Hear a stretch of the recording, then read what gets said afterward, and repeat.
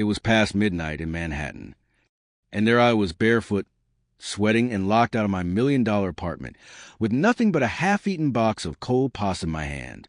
Yeah, me, Clare Dalton, CEO, boardroom killer, tech queen, and tonight I was just a barefoot mess in a silk blouse, stuck in the hallway.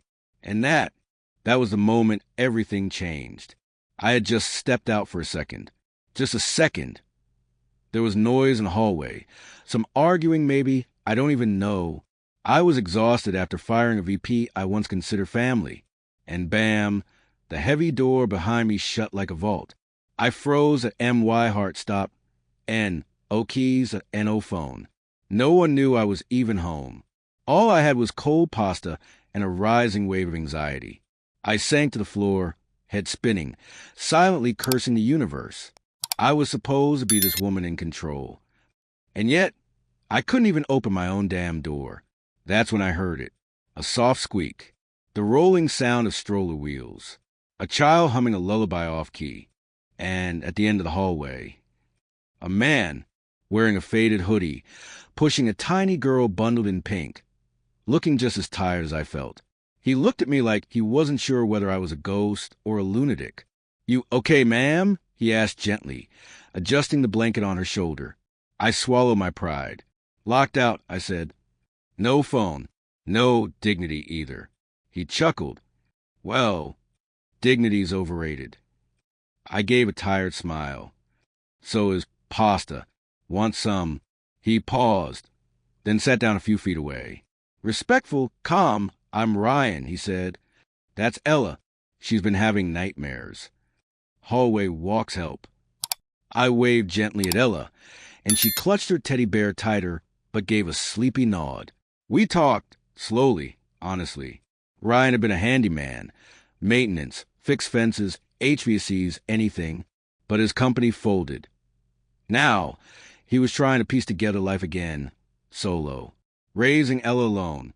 I was stunned. This man, this stranger, kind, grounded, thoughtful, he wasn't just surviving. He was showing up. For her, for me, in that moment. He suddenly stood and said, "Let me try something." He pulled a bent hanger from under the stroller. "Learned a thing or two in maintenance," he winked. I watched, half amused, half impressed, as he jimmied the lock. Click. Just like that. The door opened. I stared. "You actually unlocked it." He smiled. Old tricks still work. And for the first time that day, I laughed, really laughed. "You might have just saved my sanity." He shrugged, glad to be of service. But as he turned to leave, I blurted out, "Wait, at least let me thank you. Breakfast? Coffee?" He hesitated, glanced at Ella.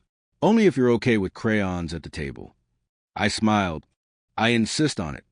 The next morning, we met at a tiny corner cafe. I wore jeans. He wore the same hoodie. Ella drew suns and stick people on napkins. And for the first time in months, I didn't check my phone. Not even once. Halfway through, Ryan looked at me curiously. "So, what do you do exactly?" I hesitated, almost embarrassed. "I run a tech company." He paused. "Wait, you're Clare Dalton?" I nodded. "I don't usually get locked out." He laughed, a full, genuine laugh that made Ella giggle.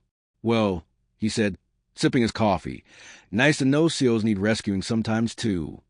3 months later, Ryan wasn't pushing a stroller in the hallway anymore. He was on-site full-time as a facilities consultant for the vocational training foundation we built together. His idea. He never asked for favors. I never offered pity. What we built was based on respect, understanding, and second chances. And some nights, when Ella wants a bedtime story, I sit on her bed and tell her the one about the CEO who got locked out.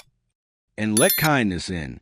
Sometimes, the doors that close behind us lead us to the ones we were always meant to open.